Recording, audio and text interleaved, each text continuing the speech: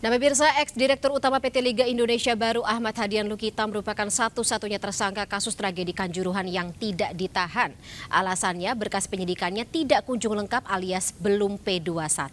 Sementara berkas penyidikan 5 tersangka lainnya sudah dinyatakan P21 oleh Kejaksaan. Tentu ini mengundang tanda tanya. Kenapa cuma satu tersangka saja yang berkasnya masih P19? Lalu bagaimana nasib keadilan kasus tragedi Kanjuruhan yang telah merewaskan ratusan nyawa? Kami akan membahasnya bersama dengan Ketua IPW Sugeng Teguh Santoso serta mantan anggota TGIPF Tragedi Kanjuruhan Akmal Marhali selaku koordinator Save Our Soccer. Sebelumnya kami juga telah mengundang Kabitumas Polda Jawa Timur Kombes Pol Dirmanto, tetapi beliau sampai dengan saat ini belum bisa memenuhi undangan kami dalam MNC News Now. Tapi kami masih akan tunggu seperti apa. Selamat sore Bapak-Bapak, saya sapa terlebih dahulu. Selamat sore, Pani. Selamat sore. Baik. Bang Akmal, ya, Akmal Marhali. Oke, tampaknya sudah tidak sabar lagi untuk mengobrol bersama ya, Pak Sugeng dan juga Mas Akmal. Saya mau ke Pak Sugeng terlebih dahulu, Pak Sugeng. Dengan tidak ditahannya satu-satunya tersangka oleh kepolisian atau katakanlah berkasnya sendiri yang belum P21, ada yang janggal nggak kalau dari kacamata Pak Sugeng? Ya, pertama IPW kecewa bahwa Direktur LIP Herdian Lukita ya ini Ahmad Hadian Lukita. Ahmad Hadian Lukita ini lepas dari tahanan ya. Tapi itu kan satu haknya dia ya, haknya dia untuk dilepaskan.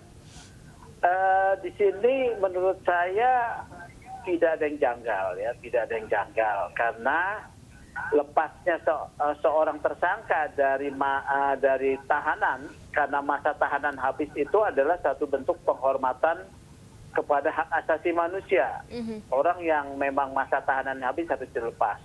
Tetapi membuat catatan-catatan penting untuk penyidik ya. Karena ketika penyidik menyatakan ada peristiwa pidana yang harus dipertanggungjawabkan oleh Direktur LIP, mantan Direktur LIP ini, harus disertai dengan satu proses pembuktian.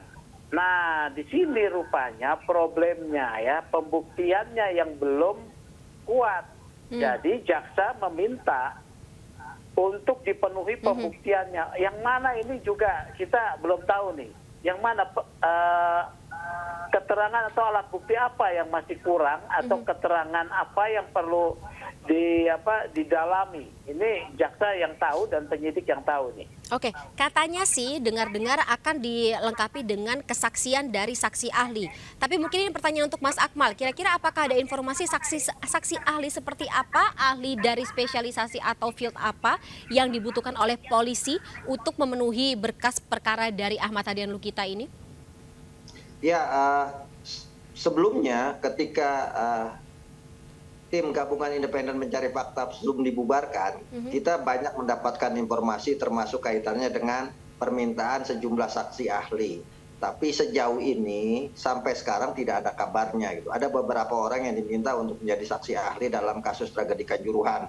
Tapi sampai kemudian TGIPF dibubarkan pada 4 November 2022 karena sudah selesai masa tugasnya, tidak ada informasi sama sekali yang disampaikan oleh pihak penyidik terkait siapa saksi ahli definitif yang akan dipakai. Beberapa kali sempat meminta usulan-usulan.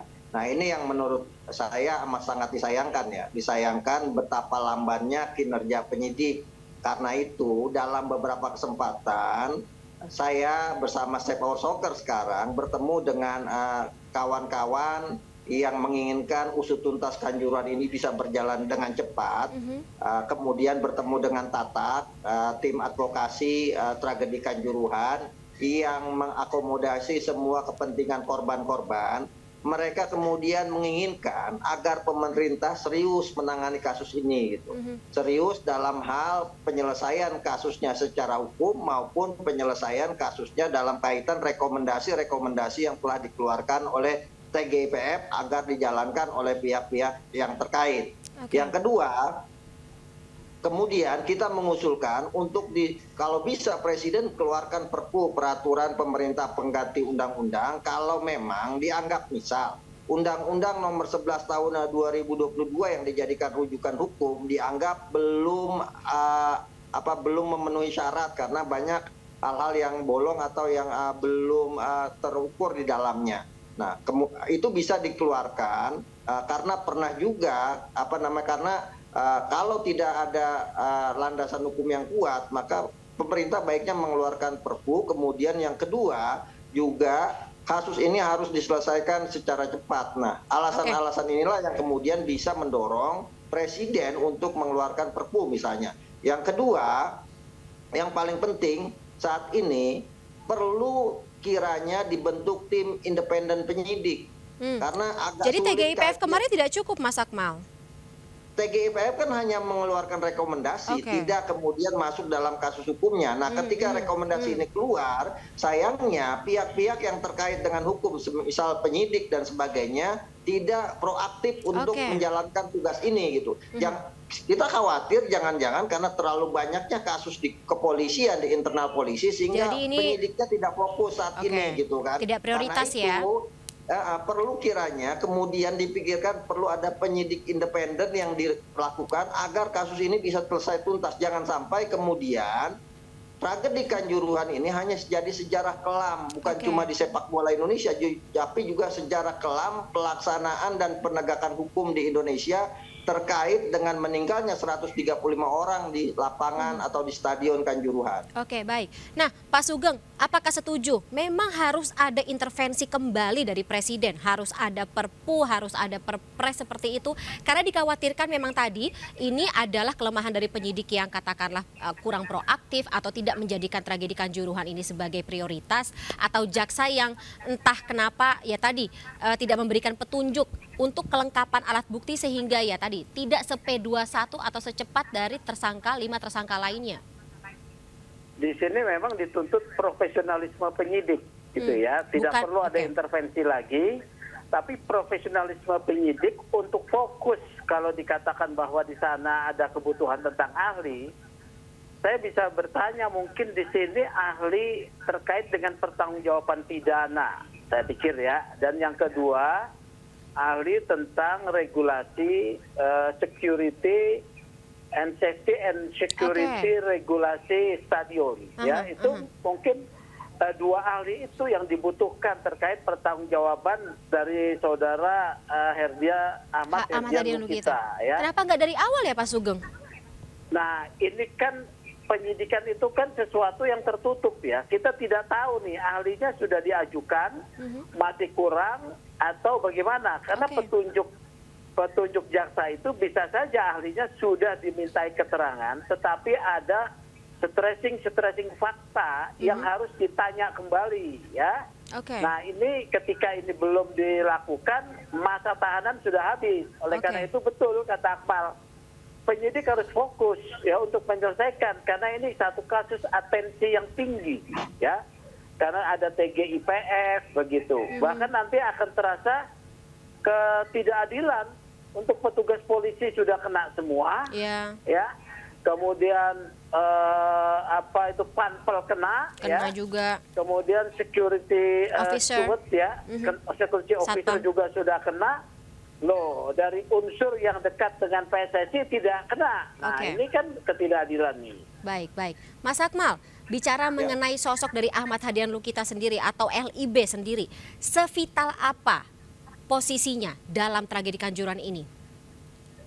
Ya, kalau bicara memang LIB tidak terlibat secara langsung di lapangan ya, karena di lapangan semua tanggung jawab diserahkan kepada security officer, panitia ketua panpel pertandingan, dan juga tentunya match komisioner.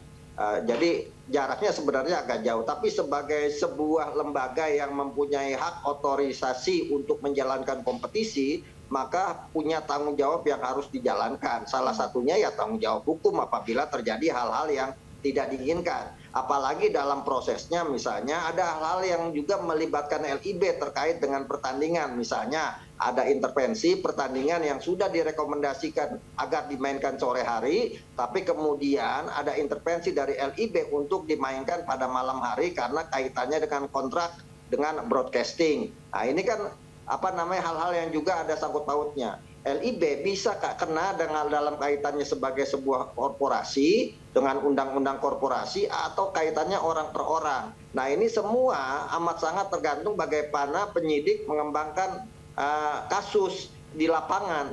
Tadinya kita berharap bahwa kasus ini dengan 6 tersangka yang sudah ada bisa dikembangkan oleh penyidik sehingga bertambah tersangka-tersangka lainnya. Tapi fakta di lapangan bukan bertambah, malah berkurang karena tidak profesionalnya kerja penyidik, sehingga kemudian masa tahanan berdasarkan KUHP pasal 20 harus selesai dan membuat Pak Hadian Lukita ini secara hukum berdasarkan tadi disampaikan oleh Mas Sugeng, HAM-nya sudah terpenuhi dan dia berhak untuk bebas dari tahanan. Tapi membuat Pak Hadian Lukita ini jadi tersandra. Karena sewaktu-waktu bisa dipanggil lagi, sewaktu-waktu bisa kemudian dijebloskan ke dalam penjara lagi. Ini kan tidak baik buat stabilitas hukum di negeri ini gitu kan. Sama-sama tidak ada yang untung sebenarnya ya Mas Akmal ya. Iya, jangan sampai tidak ada kejelasan hukum membuat orang tidak percaya dengan hukum di Indonesia gitu. Oke, baik. Pak Sugeng, kalau begitu, ketika kita mengetahui bahwa sekarang statusnya masih sebagai tersangka walaupun memang dibebaskan ya, tidak ada atau tidak terbitnya surat perintah penghentian penyidikan dari kepolisian atau SP3. Seperti apa besarnya kesempatan untuk tetap meneruskan proses hukum ini ya, lagi-lagi demi keadilan bagi korban, khususnya korban dari tragedi Kanjuruhan? Saya berharap tidak muncul SP3 ya. Walaupun ada pernyataan tidak saat ini tidak dihentikan, tapi ke depannya jangan ada SP3. Oleh karena profesionalisme polisi betul-betul dituntut di sini ya. Profesionalisme penyidik di Polda Jatim ketika menetapkan status tersangka itu betul-betul murni ya, melalui satu proses hukum yang akurat gitu. Yang kedua, kalau terkait dengan peran Direktur LIB yang dikatakan oleh Akmal ya tadi soal intervensi, itu memang ada surat kan yang meminta. Nah, di sini perlu ahli untuk dikaitkan apakah tindakan tersebut memiliki satu korelasi dengan peristiwa yang terjadi, peristiwa kematian ya. Nah, dari teori pertanggungjawaban pidana mungkin di sini yang harus didalami oleh ahli hukum pidana, ya, teori pertanggungjawaban pidana. Jadi harus didalami di sini supaya tidak lolos ini dari pihak PT LIB ini ya. Baik. Kalau misalnya untuk Mas Akmal sendiri, ini adalah ya kita tidak bisa bilang lolos terlebih dahulu ya karena kan lagi-lagi tadi belum ada SP3 dan kita harap agar proses hukum masih akan berlanjut ke depannya. Tetapi kan juga ada tuntutan selain dari LIB, PSSI dimintai juga pertanggungjawabannya secara hukum. Kira-kira upaya apa lagi yang mungkin bisa dilakukan ketika ya lagi-lagi ini kan tragedi yang menelan ratusan jiwa, tragedi sangat kelam di dunia sepak bola tidak hanya untuk Indonesia tetapi juga nasional. Apakah memang kita masih butuh pertanggungjawaban tersebut? Ya, kawan-kawan pernah kemudian berkumpul ya para aktivis hukum, kemudian aktivis kemanusiaan termasuk LPSK berkumpul tentang rencana ke depan bagaimana kemudian kasus Kanjuruhan ini bisa diusut tuntas. Ketika itu dilakukan 6 Desember 2020 di kantor LPSK. Dari sana kemudian ada juga tim tatak ya, tim advokasi tragedi Kanjuruhan dari Aremania yang kemudian juga meminta kepastian hukum terhadap kasus yang sudah atau sedang berjalan ini. Mereka pastinya menginginkan ada kejelasan hukum. Karena itu perlu sekali lagi perhatian dari pemerintah ini untuk kasus tragedi Kanjuruhan agar bisa diselesaikan secara tuntas. Jangan sampai kemudian kalau istilah main bola ini wasting time, ngulur-ngulur waktu sehingga kemudian masyarakat lupa. Sementara korbannya cukup banyak, 135 orang yang meninggal dunia. Karena itu tadinya kita berpikir setelah TGIF selesai ada tim transformasi. Mungkin saja tim transformasi ini yang dijadikan rujukan untuk pihak-pihak yang masih kemudian berharap ada kasus-kasus hukum bisa diselesaikan. Oke. Nah, ini yang kemudian kita harapkan Presiden untuk kemudian mengeluarkan atau menetapkan apa tim transformasi yang diharapkan Presiden. Karena ketika itu Presiden yang menyampaikan bahwa ingin membentuk bersama FIFA tim transformasi kaitannya memang dengan sepak bola. Tapi kan tragedi Kanjuruhan ini juga kaitannya dengan sepak bola. Jadi transformasi ini, transformasi tata kelola sepak bolanya juga, termasuk di dalamnya transformasi hukum sepak bola dan transformasi hukum positifnya juga. Jangan sampai kemudian sekarang yang dihadapi oleh para korban adalah mereka bingung mau menghadap kemana. Beberapa kali korban misalnya datang ke Barreskrim, kemudian tidak mencapai hal-hal yang tidak mendapatkan hal-hal yang diinginkan, kepastian hukum tentunya. Nah, ini yang kemudian menjadi PR bersama buat pemerintah. Jangan sampai kemudian dibentuknya TGIPF ini seolah-olah hanya untuk pengalian isu, karena ini akan menjadi sangat buruk buat legasi Pak Presiden Jokowi. Kalau kemudian TGIPF tidak punya taring apa-apa, hanya sekedar macan kertas 136 halaman, tapi tidak dilaksanakan sama sekali oleh pihak-pihak terkait. Saya pikir ini yang harus menjadi konsentrasi saat ini adalah bagaimana pemerintah kemudian membentuk tim khusus yang kita katakan tadi, kalau perlu dibentuk tim penyidik independen agar kasus ini benar-benar bisa selesai secara tuntas, sehingga masyarakat yang mau menyaksikan sepak bola atau mau menggelar pertandingan sepak bola tidak kemudian muncul keraguan lagi. Selama ini kan masih pro kontra. Baik. Jadi pertaruhannya banyak ya Mas Akmal ya. Pertaruhannya banyak. Basah, sepak bola sudah dimulai. Akhirnya sepak bolanya juga tersandra karena ketidakprofesionalan penyidik dalam menyelesaikan kasus ini. Baik. Semuanya harus bertanggung jawab karena ini pertaruhannya lagi-lagi tidak hanya untuk dunia sepak bola kita, tetapi juga tentunya untuk bagaimana keseriusan dalam menegakkan hukum. Durasinya sudah habis, sayang sekali kita harus sudahi dulu dialognya pada sore hari ini. Terima kasih Pak Sugeng Teguh Santoso dan juga Mas Akmal Mahari atas waktunya bersama kami di MNC News Now sore hari ini. Sehat selalu Bapak-Bapak, ketemu lagi di lain kesempatan, sampai jumpa.